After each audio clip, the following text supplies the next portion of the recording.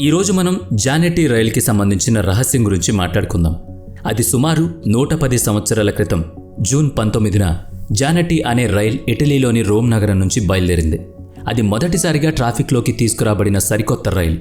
ఇప్పుడు ఇది ఈ రైలు యొక్క మొదటి ట్రైల్ అయినందున దాన్ని గుర్తుండిపోయేలా చేయడానికి, రైలును ప్రమోట్ చేయడానికి కంపెనీ ఉచిత ట్రైల్ని ఇస్తుంది. ఉచిత ఆహారం, పానీయాలు ఇవ్వడం ద్వారా గమ్యస్థానానికి చేరుకోవడం, అలాగే ప్రయాణికులను తిరిగి తీసుకురావడం వరకు ఈ రైల్లో ప్రతిదీ ఉచితమే. ప్రయాణికులు మరియు సిబ్బందితో సహా మొత్తం 106 మందితో కూడిన ఈ రైల్లో ఒక ఇంజిన్ మరియు 3 కోచ్లున్నాయి. ఈ విధంగా రైలు ప్రయాణం ప్రారంభమవుతుంది. కొన్ని గంటలు గడిచిపోతాయి. తగిన దూరం కూడా కవర్ చేయబడుతుంది. ఇది మొదటి ప్రయాణం మరియు దానిపైన ఉచితంగా ఉన్నందున పరిధి లోపల అలాగే వెలుపల ప్రతిదీ బాగా జరుగుతోంది. రైల్లో ఉన్న ప్రయాణికులందరూ చాలా సంతోషంగా ఉన్నారు. అదే సమయంలో రైలు సిబ్బంది కూడా ప్రజలకు పూర్తి స్థాయిలో సేవలు అందిస్తున్నారు. జానెటీ అనే రైలు తన గమ్యస్థానం వైపు వేగంగా ముందుకు కదులుతోంది. ఇప్పటి వరకు అంతా బాగానే ఉంది. అకస్మాత్తుగా ఒక సొరంగం జన్యు మార్గంలో వస్తుంది. దానికి లోంబార్డీ టన్నెల్ అని పేరు పెట్టారు. దాని పొడవు 1 కిలోమీటర్.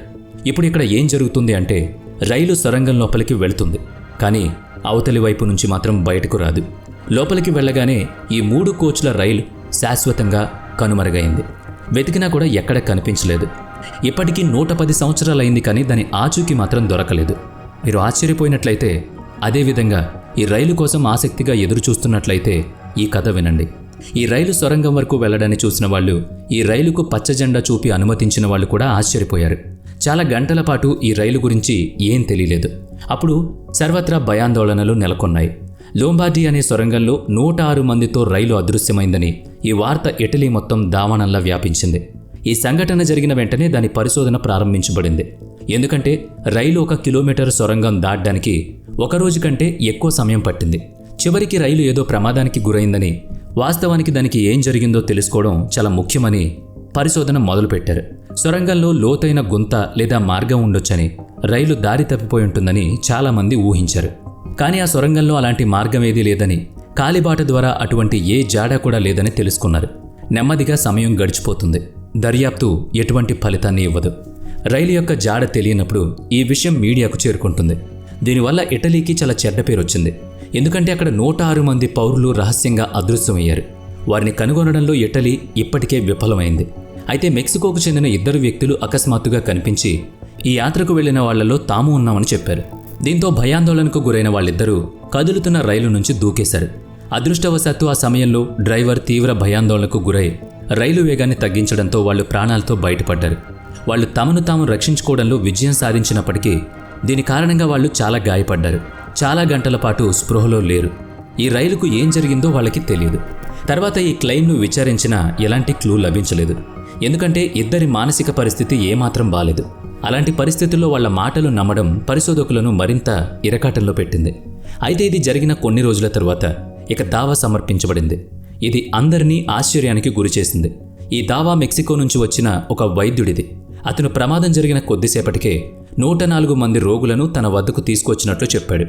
డాక్టర్ చెప్పిన దాని ప్రకారం వాళ్ళందరూ మానసిక రోగులే. వాళ్ళ చేష్టలు, మాటలు రెండూ చాలా విచిత్రంగా ఉన్నాయి. ఆ వైద్యుడు కూడా వాళ్ల ద్వారా వారికి ఏం జరిగింది, వారి పరిస్థితి ఏమైంది అనేది తెలుసుకోలేకపోయాడు. ఇక వీళ్ళంతా ఇటలీకి చెందిన వారని, అందరూ ఒకే భాషను ఉపయోగిస్తున్నారని లేడీ డాక్టర్ చెప్పినప్పటికీ అందరూ జానెటీ ప్రయాణికులే అని నమ్మడానికి ఈ వాదన సరిపోలేదు. కాలక్రమేణా ఈ ప్రమాదాన్ని ప్రజలు మర్చిపోవడం ప్రారంభించారు. దీంతో దర్యాప్తు అధికారులు కూడా ఆధారాలు లేకపోవడంతో దర్యాప్తును ఎక్కడికక్కడే ఆపేశారు. అప్పట్నుంచి నేటి వరకు ఈ రైలు ప్రమాదం మిస్టరీగా మిగిలిపోయింది. అయితే ఇది ఆగిపోయినప్పటికీ దీని గురించి పుకార్లు పరంపర మాత్రం కొనసాగుతూనే ఉంది. ఈ రైలు ఉదయం వేరే సమయాల్లో వేర్వేరు ప్రదేశాల్లో కనిపించిందని ఒక రూమర్ స్ప్రెడ్ అయింది. ఈ రైలు కొన్నిసార్లు రొమేనియాలో, మరికొన్నిసార్లు రష్యాలో కనిపించిందని, ఇది జర్మనీ, మెక్సికో మరియు భారతదేశంలో కూడా తిరుగుతోందని, దాని స్థానంలో అదే మోడల్ మరియు 3 కోచ్లతో ఒకే రైలు కనిపించిందని కూడా చెప్పబడింది.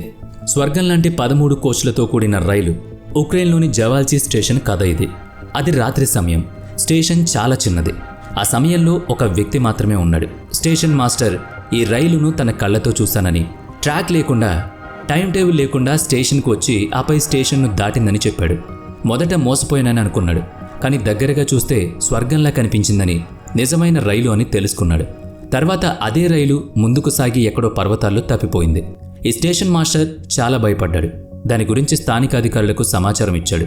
కానీ దాన్ని వాళ్ళు విచారించినప్పుడు ఇద్దరు స్టేషన్ మాస్టర్లు చెప్పిన స్థలం ఇటాలియన్ శ్మశాన వాటిక అని కనుగొనబడింది. అక్కడ 2000 మందికి పైగా సైనికులను ఖననం చేశారు. అదే ఈ రహస్యం ఎప్పటికీ బహిర్గతం కాలేదు. ఈ వ్యక్తి ఇచ్చిన రైలు వివరణ అందరినీ ఆశ్చర్యపరిచింది. ఎందుకంటే అతను ఇచ్చిన రైలు వివరణ స్వర్గం లాంటిది. ఇది తప్ప దాని గురించి స్టేషన్ మాస్టర్ ఇంకేం చెప్పలేకపోతున్నాడు. ఈ రైలు మెక్సికోలో కనిపించినప్పుడు మెక్సికో నుంచి కూడా అదే వాదన చేయబడింది. అంటే ఈ రైలు జానెట్టి రైలు రూపంలో రావడానికి కొన్ని సంవత్సరాల ముందు మెక్సికోలో కనిపించింది. అయితే దాని అసలు రూపం 1911లో సిద్ధమైందన్నమాట. అప్పుడు తయారు చేయబడింది. ఈ విషయం కూడా నిగూఢంగానే ఉంది. ఎందుకంటే 1845 తర్వాత 1911లో ఇది నిజంగా జానెట్టి రూపంలో వచ్చి మాయమైపోవడంతో మొదటిసారి అందరికీ కనిపించింది. ఈ లిఖిత చరిత్ర ఇప్పటికీ ఇటలీలో ఓ బాధగా ఉంది. ఇప్పుడు ఇక్కడ ఒక ప్రశ్న తలెత్తుతుంది. అన్నిటికంటే ముందు వివిధ సమయాల్లో వివిధ ప్రదేశాల్లో కనిపించిన రైలు అన్ని ప్రదేశాల నుంచి రహస్యంగా అదృశ్యమైంది. దీని రహస్యం ఏంటి? దాని గురించి ఇప్పటి వరకు ఎవరికీ ఖచ్చితమైన సమాచారం లేదు. నిజానికి రైలు ఎప్పుడు బయలుదేరిందో చెబుతారు, కానీ లోంబార్డీ టన్నెల్లోకి వెళ్ళిన తర్వాత ఏమవుతుందో ఎవరికీ తెలియదు. ఇది ఒక రకమైన టైం లూప్లోకి వెళ్ళి టైం జర్నీని ప్రారంభించింది. సరళంగా చెప్పాలంటే 1984వ సంవత్సరం నుంచి బయలుదేరిన తర్వాత ఆ రైలు 1845 సంవత్సరం లేదా మరేదైనా ఇతర సమయ వ్యవధిలో చేరుకుంటుంది. ఇదే ఈ రైలు కొన్నిసార్లు రష్యాలో మరికొన్నిసార్లు రొమేనియాలో కనిపించడానికి కారణం. అయితే ఈ విషయాన్ని అంత తేలిగ్గా నమ్మలేం. ఈ మర్మమైన రైలు 1911లో తయారు చేయబడింది. దీన్ని తయారు చేసిన సంస్థ పేరు జానెట్టి. దాని మొదటి ప్రయాణం గురించి, అంటే సొరంగం లోపలికి వెళ్లడం, ప్రతిదీ డాక్యుమెంట్ చేయబడింది.